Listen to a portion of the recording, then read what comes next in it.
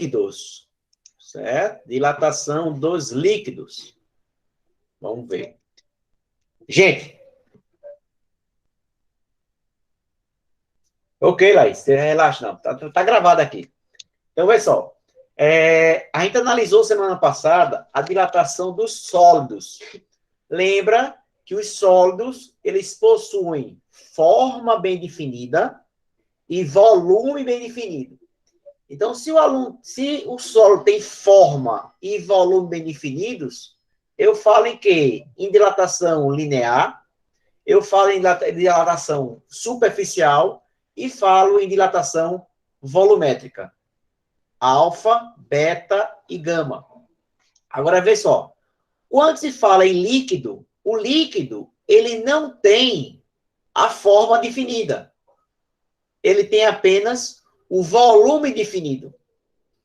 Então, por isso, só faz sentido nós falarmos em dilatação volumétrica dos líquidos, e não em dilatação linear e nem dilatação superficial, porque são relações que estão ligadas à forma do corpo. Como o líquido ele não tem forma fixa, não tem forma definida, ele possui a forma do recipiente que o contém, então não faz sentido até falar em dilatação nem a linear, nem a superficial. Apenas... Professor, Oi, Lu. no caso, seria que a dilatação dos líquidos, ele vai envolver, tipo, frasco, por exemplo, fica de acordo com frasco, com vidro, com plástico, tipo, vai se adequar ao recipiente? A forma do líquido é. Certo? Por exemplo, se você tem, às vezes, o... Aqui, cadê? Deixa eu ver aqui. Se você tem um recipiente nessa forma assim, e tem outro recipiente nessa forma assim.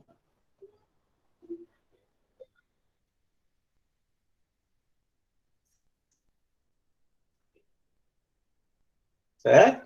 Então, se eu despejar 1 litro aqui e também despejar 1 litro aqui, eles vão possuir volumes idênticos. Mas a forma que eles vão adquirir é a forma do recipiente que está contendo o líquido. Tá? Então, veja que o líquido ele tem um volume bem definido. 1 litro aqui, 1 litro aqui. Mas a forma do líquido depende de quem? Depende da forma do recipiente, tá certo? Então, quando se fala em sólido, eu tenho forma e volume bem definidos. Bem definidos. Isso é a principal característica do estado sólido, tá certo? Que é exatamente o quê? A existência do cristalino, né? Do retículo cristalino lá das ligações moleculares. Já o estado líquido, eu tenho forma variável e tenho volume bem definido. Certo? A forma é dada pelo o recipiente que contém o líquido e o volume não. O volume ele é bem definido, ele é fixo. E já o estado gasoso, eu tenho a forma. Ô, Laureano. Forma e volume são variáveis. São variáveis. Certo? Então, esse é o finalzinho da aula passada. A gente falou que o estado sólido ele possui forma e volume bem definidos. Então, quando se fala em sólido, você tem a dilatação linear, a dilatação superficial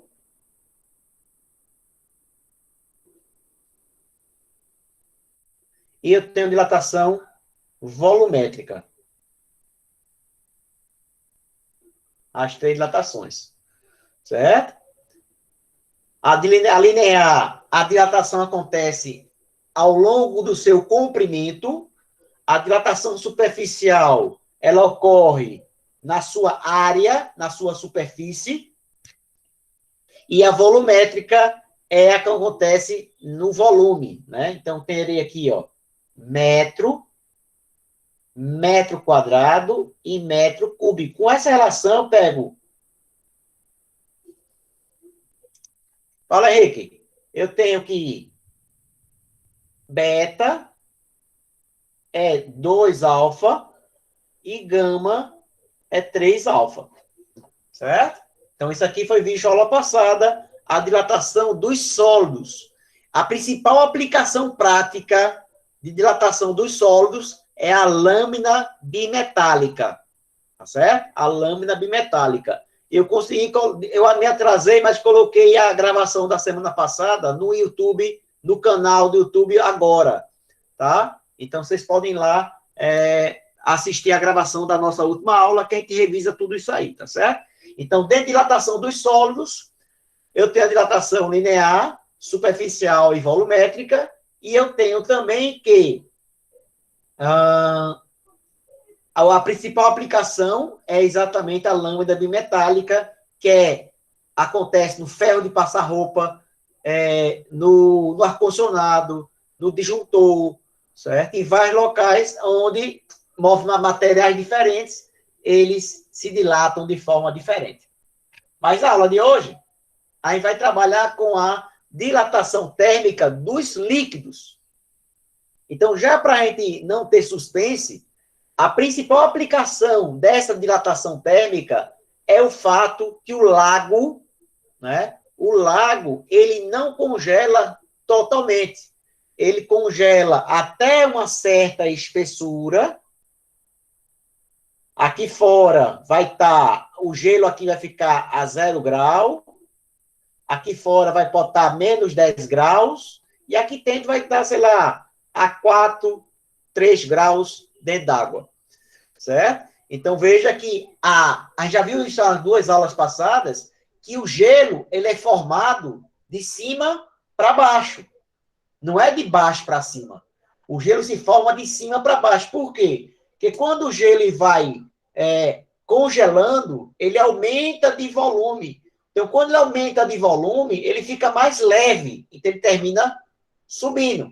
Então, por isso que o gelo, a camada de gelo é formada de cima para baixo. Como é que eu faço para lembrar disso na hora da prova? Isso, muito bem, minha Luiz, é exatamente isso, tá certo?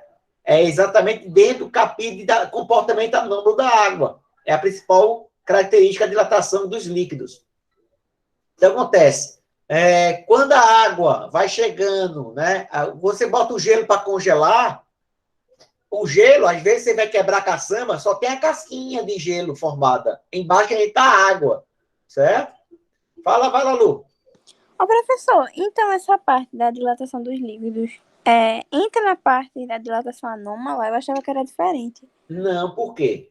Porque o comportamento anômalo da água é entre 0 e 4 graus.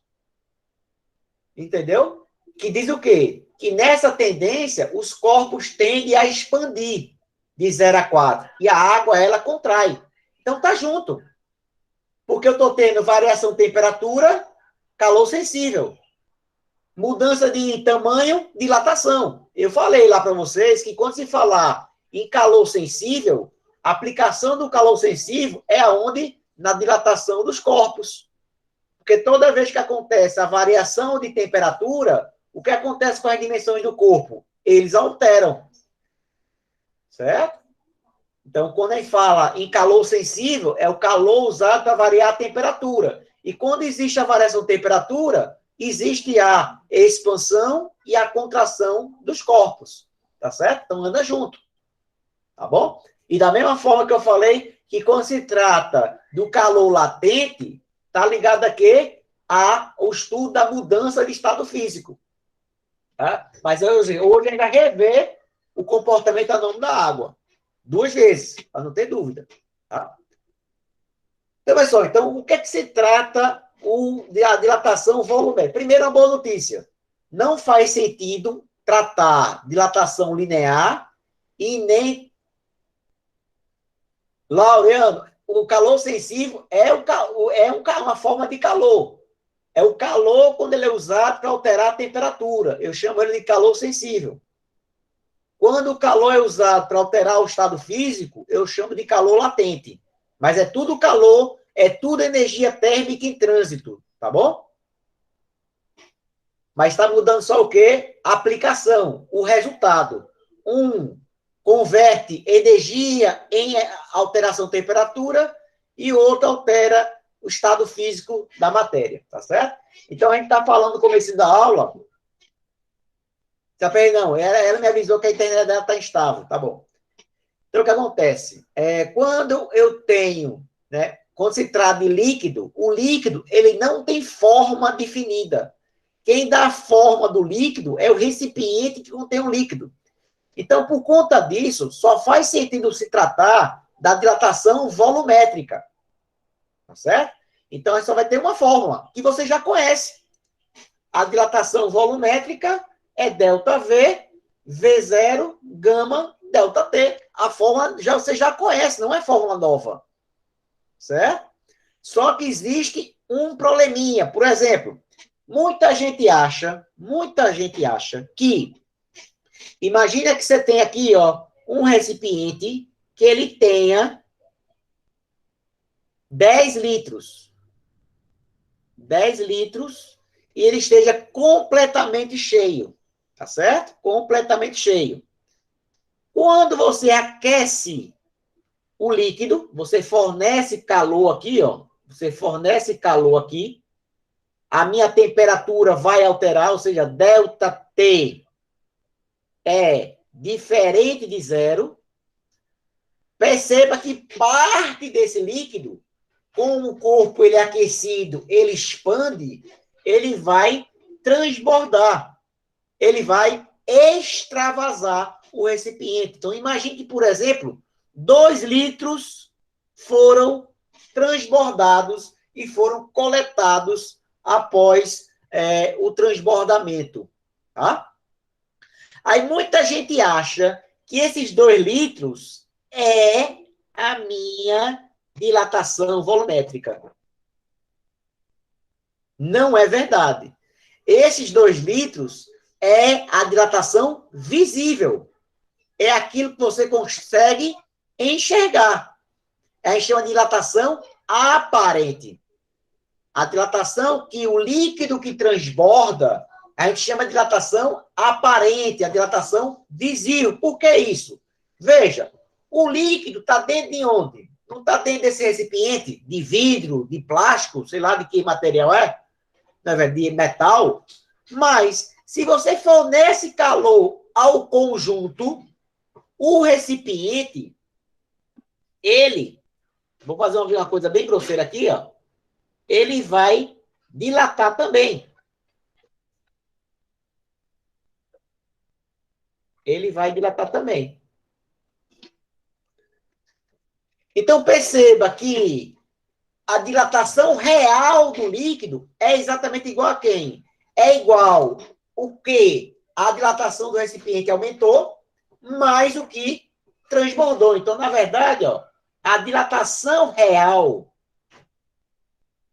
é a dilatação do recipiente mais a dilatação aparente. Aí a novidade do assunto é essa aqui. Certo? Então, a dilatação real do líquido é nada mais do que a dilatação. Por exemplo, se por acaso o recipiente dilatou 1 litro. Então, quando a dilatação total é aquilo que dilatou dentro, ó, esse espaço aqui que não está vazio, vou pintar de azulzinho aqui, ó, ele foi ocupado pelo líquido aqui, ó. Então, para que o líquido transborde, ele tem que dilatar o que o vidro dilata mais o que transborda. Certo? Então, quando a gente fala em dilatação... Oi, Lu, pode falar. É como se, exemplo, desse o valor real, aí desse na imagem o valor que transbordou, e você tem que descobrir. Aí, no caso, você colocaria, tipo, montando na questão o valor inicial Isso, com o aparente, que no caso seria isso. extravasado, né? E pega a diferença, certo?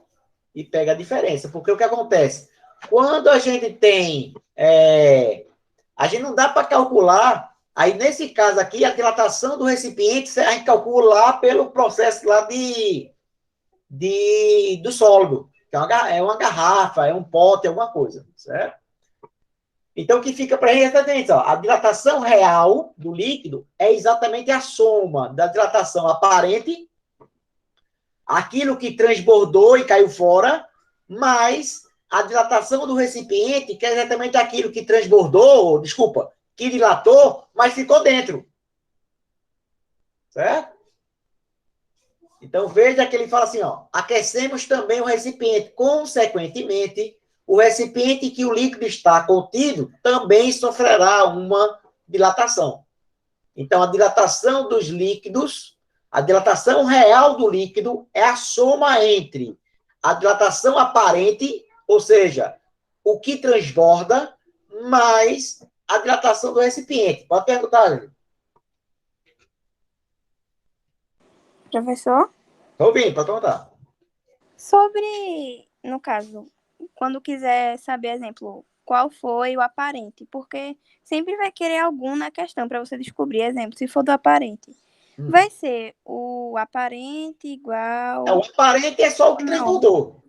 Ou tem Na que ir por verdade, vezes? na verdade, vê só, na verdade, você vai pegar o seguinte. Deixa eu abaixar o som aqui. Na verdade, você vai fazer o seguinte: ele sempre vai dizer qual é a dilatação do recipiente, que é o material. A gente vai fazer questão sobre isso, tá? E do líquido. Porque, pessoal, vamos substituir aqui. Vamos fazer chegar nessa fórmulazinha que as últimas. São três formas só o assunto. Ó. Dilatação real vai ser igual a quem? A V0 vezes gama real vezes delta T. V0 vezes gama aparente vezes delta T, mais V0, gama do recipiente, vezes delta T.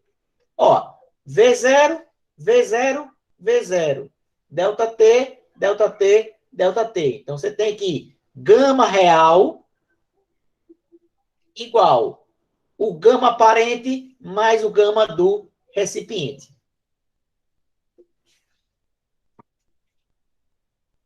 Pronto. Acabou-se. Tá certo?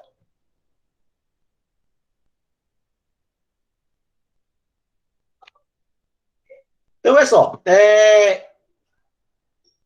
Comportamento anômalo da água. Comportamento anômalo da água. Deixa eu corrigir aqui, que teve uma digitação aqui.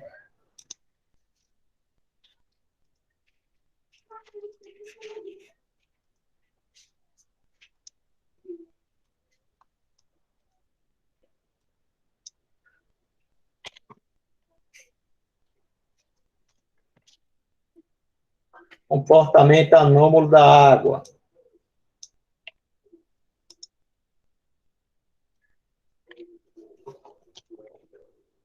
O que acontece?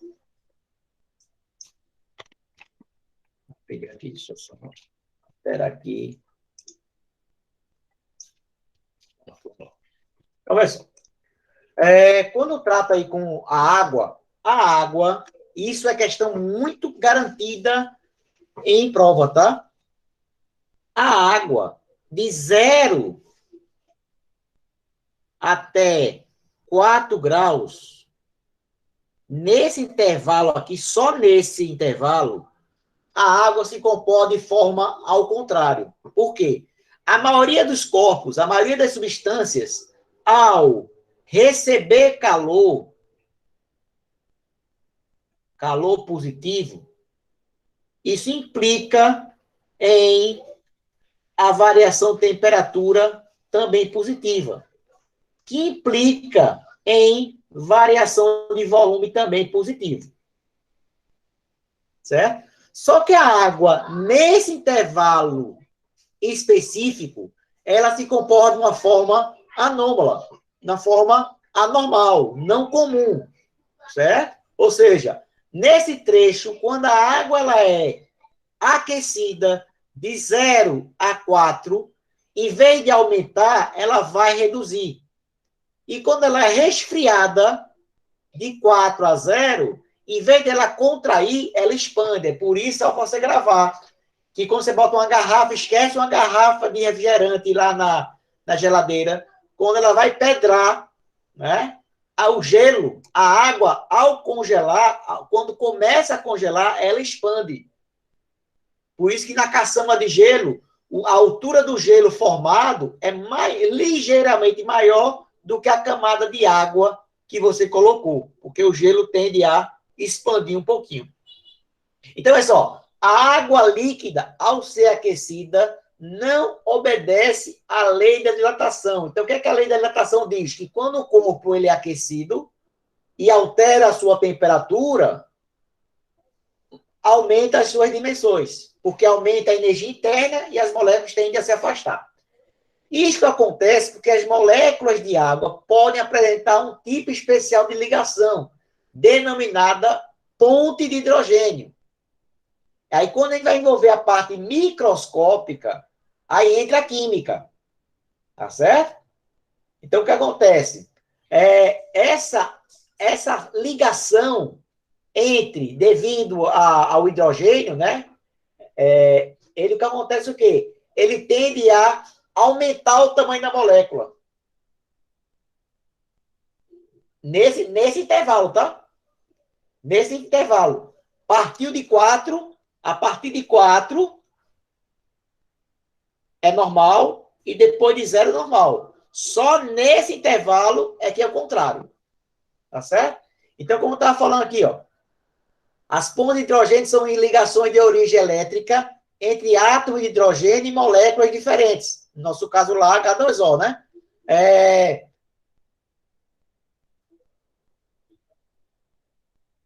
A formação das pontes de hidrogênio aumenta as distâncias entre as moléculas. Ou seja, o corpo tende a ter uma certa ligação um pouco mais forte.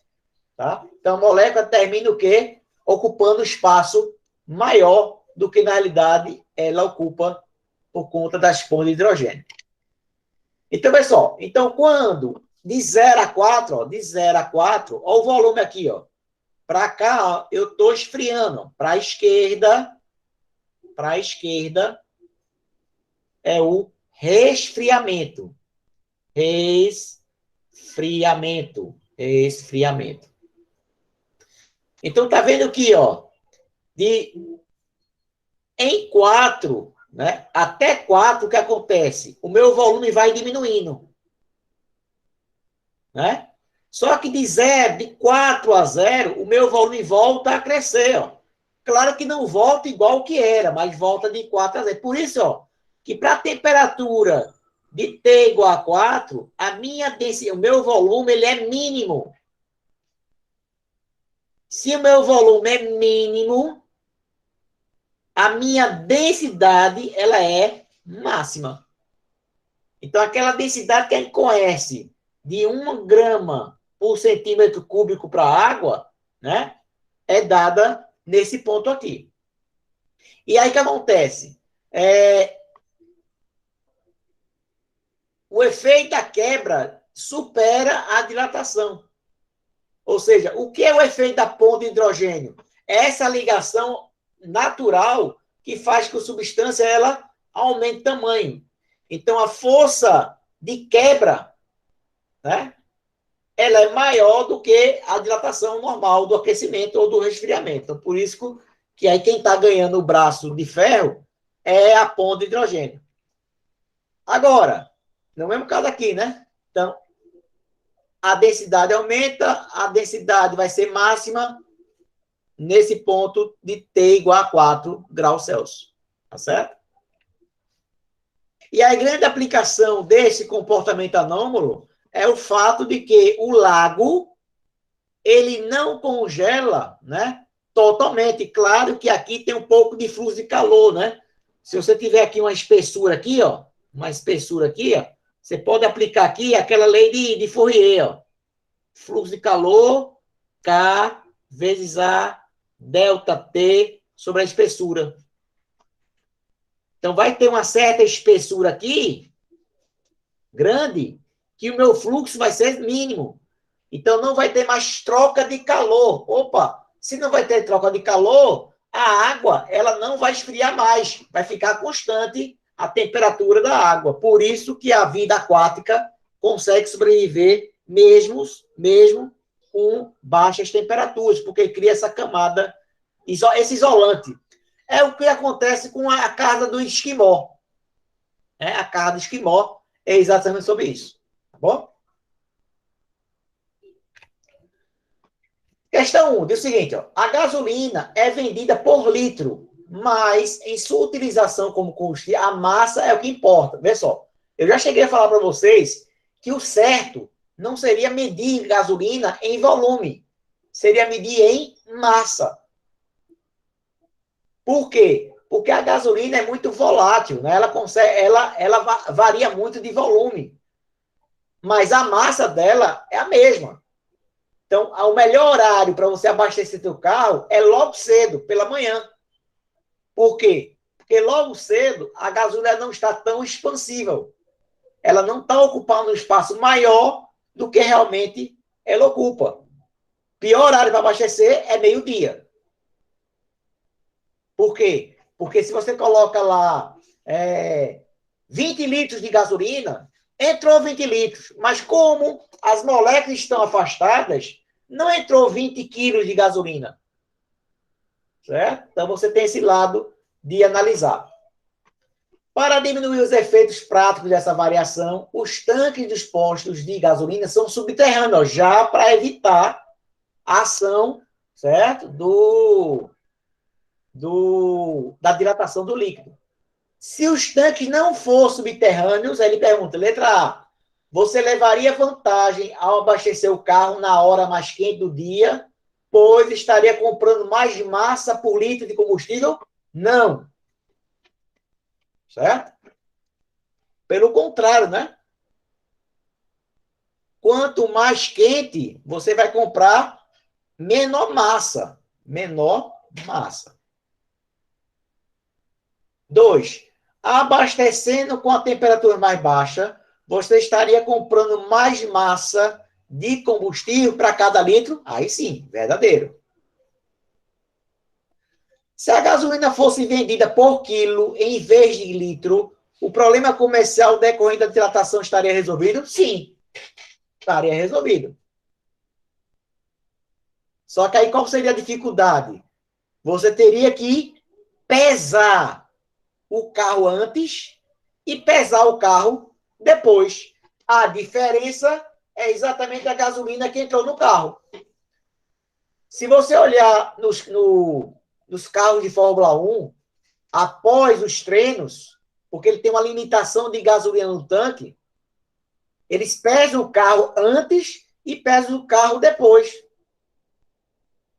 Para saber qual era a gasolina que tem no recipiente. Ele sabe quantas voltas ele deu, ele sabe qual o consumo de gasolina que em cada volta ele gasta, e ele sabe quantos litros tinha no começo. Certo? É uma forma de você ter um controle. A letra A está errada, tá? Naquela letra está falando que só tem a 1 verdadeira. Não, eu tô falando do primeiro. A primeira alternativa. 1 está correto, não, 1 está errado.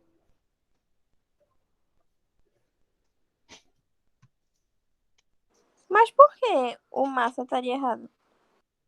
Porque, vê só, na hora mais quente, o volume da gasolina é maior.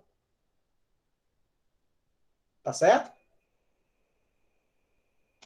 No meio-dia, a gasolina está ocupando um volume maior. Então, na hora que você injeta a gasolina lá, você está pagando pelo espaço vazio. É feito compara com a conta de água. A conta de água, né? Não tem muita gente que diz que paga pelo ar da conta, né? O ar da tubulação. Sim. Pronto, é mais a mesma coisa. Você paga por aquilo, mas não está recebendo aquilo, tudo é água. Parte é ar. Porque a gasolina está o quê? Está espaçada. Então, ela está ocupando um espaço maior. Então, por exemplo, ó, imagina o seguinte, eu tenho 1 quilo. Eu tenho 1 quilo de gasolina aqui, ó. 1 quilo de gasolina. Aí, ó, de meio-dia, ocupa esse espaço. 1 litro, 2 litros, 3 litros. E de 7 horas da manhã, a gasolina ocupa esse espaço aqui, ó. 1 litro, 2 litros. Então, veja que esta massa toda aqui, ó, é igual a essa. Só que aqui você vai pagar 2 litros e aqui você vai pagar 3 litros. Entendeu? Então, a primeira está errada porque no horário mais quente você está levando o volume é igual que você está pagando, é igual, mas a massa, porque é a massa que queima, entendeu? É a massa de gasolina, não é a massa de ar, né? Quando você coloca, Porque quanto mais quente vai ser menor a massa. na verdade, assim, não é que seja menor a massa, mas como ele ocupa maior volume, por exemplo, se você coloca na bomba isso aqui, eu quero comprar 2 litros. Você não pergunta lá, eu quero 1 quilo de gasolina, não, eu quero 1 litro. Sim, mas 1 litro de gasolina, meio-dia, só tem 800 gramas de gasolina. Mas se for de manhã, tem 1 quilo de gasolina. Por quê? Porque a gasolina está... Quanto mais, menos expansível tiver a gasolina, maior vai ser essa relação entre massa e volume. Então, fica a letra E como resposta, o item 2 e o item 3. Ó, um frasco de capacidade para 10 litros está completamente cheio de glicerina e encontra a temperatura em 10 graus Celsius. Aquecendo o frasco com glicerina até atingir 90, observa-se que 352 ml de glicerina transborda. Opa! O que transborda é a dilatação volumétrica. Delta V aparente, é igual. Quanto é o volume inicial? O volume inicial é igual ao volume do recipiente, que vale 10 litros, porque ele está completamente cheio. Então, ficaria 10 vezes o gama aparente, vezes a diferente temperatura, que foi de 10 até 90. Então, aumentou 80 graus. De 90 para 10 teria isso. Tá bom? Vamos lá. Então, daqui eu tiro que o gama 0,352 igual a 800 a gama aparente.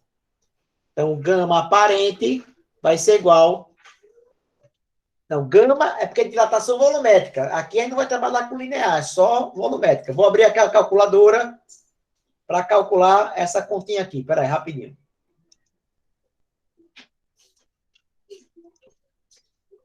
Deixa eu abrir aqui rapidinho. Calculadora.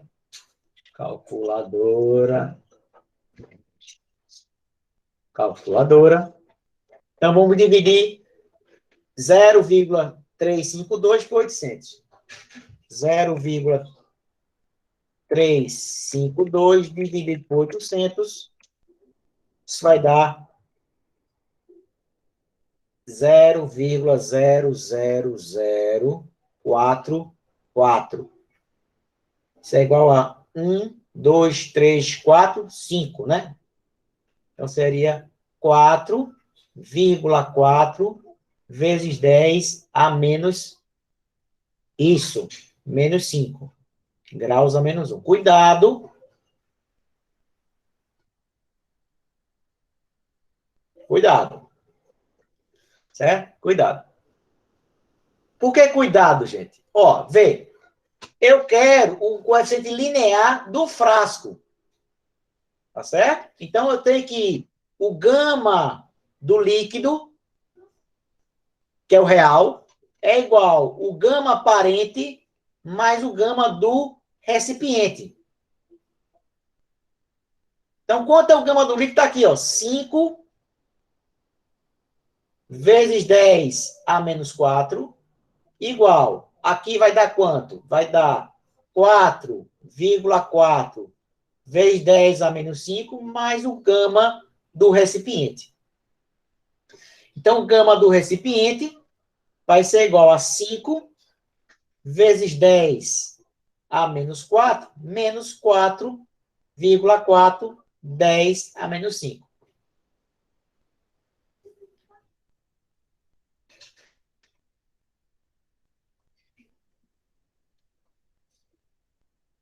Vou fazer a conta aqui. Essa continha aqui, ó.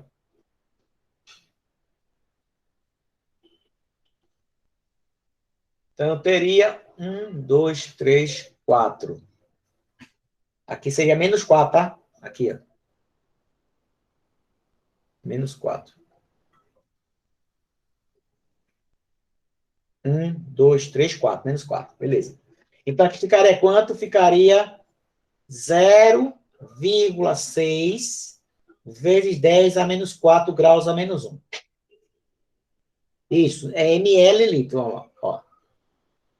Só um detalhe agora, viu? Eu calculei o gama do recipiente, mais a pegadinha. Ele não quer o gama, ele quer o coeficiente linear. Então, a gente sabe que gama é 3 vezes alfa. Então, alfa vai ser igual a 0,6, colocando notação científica, é 6 vezes 10 a menos 5 por 2. Vai ser igual a 3 vezes 10 a menos 5 graus a menos 1.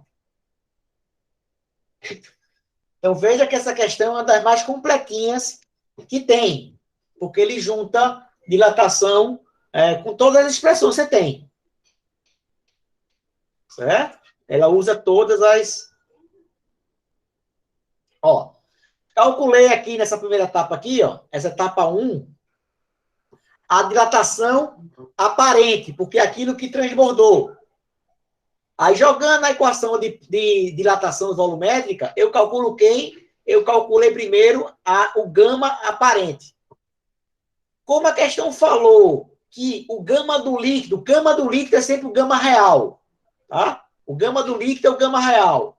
É o gama aparente mais o gama do recipiente.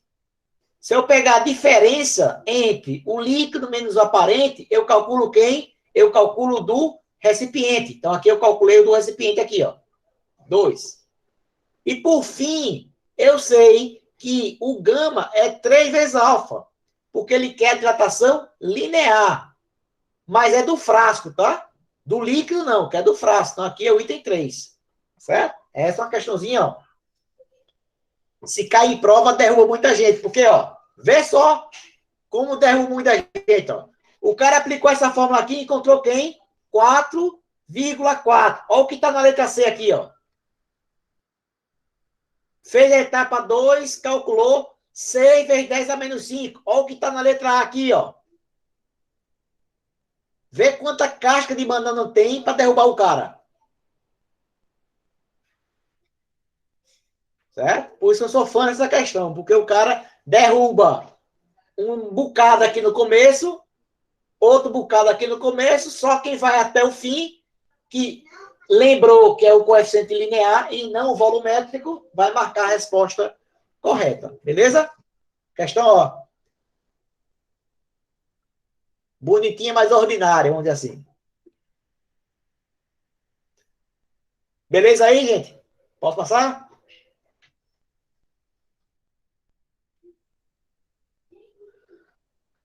Mas, diz o seguinte, ó. Um recipiente cujo volume é de 1.000 litros a 0 grau contém 908. Olha, vê só. Nesse caso aqui, ó, não estou completamente cheio.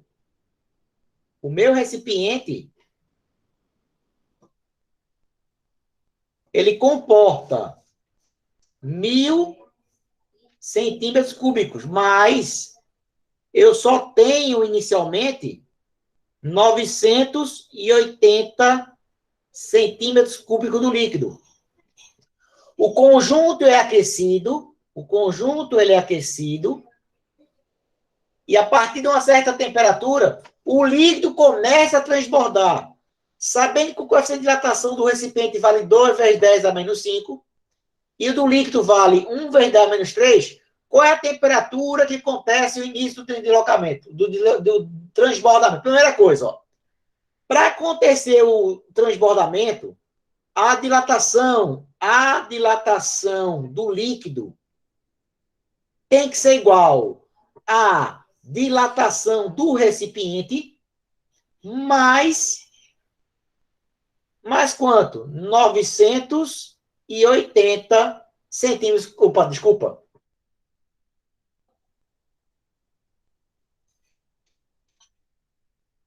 Ó, se o todo é 1.000 e aqui tem 800, 980, é porque tem uma folga de quanto? De 20. Então tem que ser mais 20. Certo? Então vamos lá. Então, ó, V0 vezes gama do líquido vezes ΔT igual a V0 vezes gama do recipiente vezes ΔT. Mais 20. Cuidado. Nesse caso aqui, ó, o volume do líquido não é igual ao recipiente, porque não está totalmente cheio. Então, vai ser 980 vezes o gama do líquido. Foi quanto? 1 vezes 10 a menos 3 vezes delta teta que ele quer, delta T, igual volume do recipiente. Aí sim é 1.000, é completo, vezes o gama do recipiente. 2 vezes 10 a menos 5 vezes ΔT mais 20. Então, fica a conta aqui. Então, aqui ficaria 0,98 ΔT menos. Aqui vai ficar 2, né? 1, 2, 3, né? 2.000. Só que como tem 5 casas, 1, 2, 3, 4, 5. Então, ficaria 0,02. 0,02 ΔT igual a 20. Puxando para cá. 0,98 menos 0,02, 0,96 ΔT igual a 20. ΔT igual a 20 dividido por 0, o delta é a diferença de temperatura, né? 96. Então, ó, 20 dividido por 0,96 vai dar 20,83 graus Celsius. Certo? Então, na verdade, como eu quero a temperatura final, né? Delta T é a temperatura final menos a temperatura inicial, que no caso seria zero. Então, nesse caso, a temperatura final vai ser igual a 20,83. Então, a partir desta temperatura, o líquido já começa a transbordar.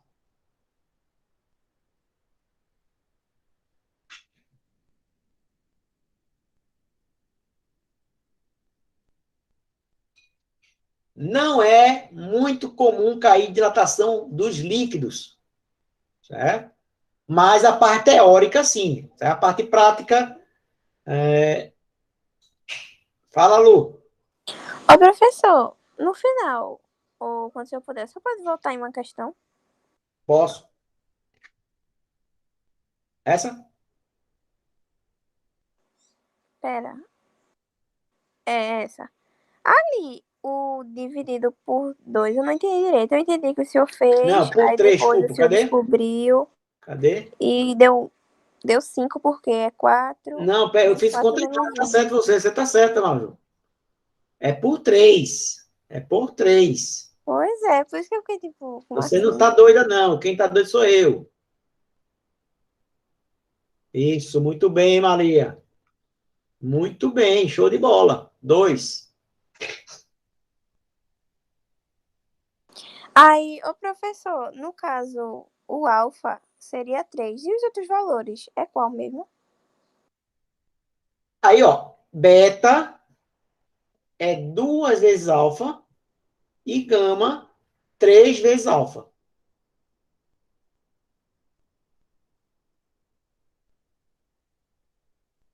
Gama é qual? 2. Calma, delta é o Beta quê? é 2 alfa e gama 3 alfa.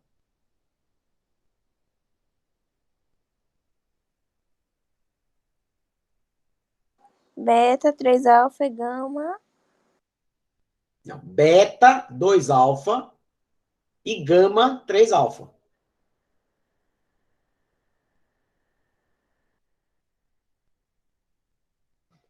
Tem mais algum outro? Não, só tem esses 3. Olha lá, vê Ok. essa questão, certo? Fica atento, porque, primeiro, essa questão antiga, eu não quis alterar os dados, né? Mas serve para que, se ele quiser fazer analogia com o preço da gasolina de hoje em dia, como está alta, né? Então, olha só, fala o seguinte: pela manhã, com a temperatura de 10 graus, João encheu completamente o tanque do seu carro, cuja capacidade é de 50 litros, com gasolina e pagou R$ 33. Surreal, né? Hoje em dia, esse valor é mais de R$ 200 para colocar 50 litros. Logo após o estacionamento, deixou o carro no mesmo local, só voltando para buscar mais tarde, quando a temperatura atingiu a marca de 30 graus. Sabem que o combustível extravasou, por isso que no tanque de gasolina tem um tanque de reserva, para pegar exatamente essa gasolina que transborda. Tá? Por isso não é. Por isso que quando você coloca a gasolina no carro e a bomba dispara, pare. Não queira colocar aquele chorinho, bota mais um pouquinho. Não, por quê? Porque quando a gasolina dilatar, você vai perder. Então, ó, ele fala aqui, ó, só sabendo que o combustível extravasou e que o tanque praticamente. Aí, olha só, ele está desconsiderando a dilatação do tanque, massa. Então, e que a gasolina custava na época R$ 1,10 o litro, quanto é que ele perdeu dinheiro? Ou seja, qual é a quantidade de gasolina que transbordou? Então, no caso, é direto, né? Então, delta V igual, qual é o volume inicial? 50 vezes a dilatação da gasolina, 1,1 vezes 10 a menos 3 vezes temperatura final, 30, temperatura inicial, 10. Isso aqui, ó, Maria, é o delta T, ó. Então, faz essa continha aqui, 5,5, desculpa, 50 vezes 1,1 vezes 20, vai dar 1.100. Dividido por 1.000, vai dar 1 litro, delta V, igual a 1,1 litros. Então, se um litro custa R$ 1,10, então 1 litro, 1 corresponde a X. Então, vezes 1,1 vai dar R$ 1,21. 21 centavos.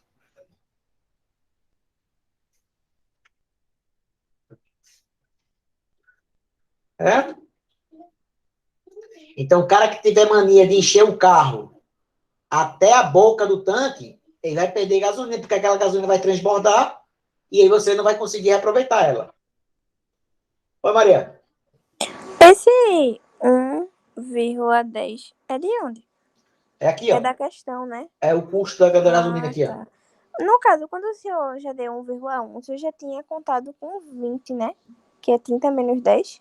É aqui o 20 aqui, ó. É 20 aqui, ó. Eu multipliquei tudo isso aqui, ó. 50 vezes 1,1 vezes 20 divide por 1.000. Aí dá 1,1 litro, ou seja, transborda 1,1 litro. Vê quanto é.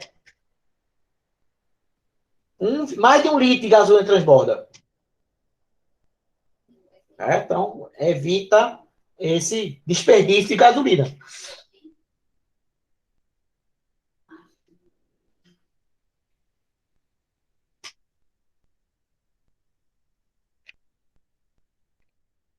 Beleza. Então, gente, semana que vem nós começamos com gases. Então, termologia, tá? Eu vou preparar, eu vou ver se eu coloco até domingo, tá certo? Um simulado só de termologia, 10 questões de termologia, para vocês darem uma estudadinha. Ô, professor, dilatação térmica está incluído em termologia, né? Termologia. Escalas termométricas também? Hã? Escalas termométricas também? Também. Termologia. O que é que contém o capítulo de termologia? Escala termométrica, dilatação térmica, propagação do calor, calorimetria e mudança de estado físico. São essas 5 partes. Tá certo? Dessas 5 partes, deve aparecer certo. 2 questões na prova de vocês. Tá bom. Ô, professor, o senhor já passou ficha? Porque eu não lembro de ter feito ainda. Não, eu passei uma ficha de escala termométrica, tá certo? Ok, eu vou fazer. Ele envia. Agora é para enviar no WhatsApp com cálculo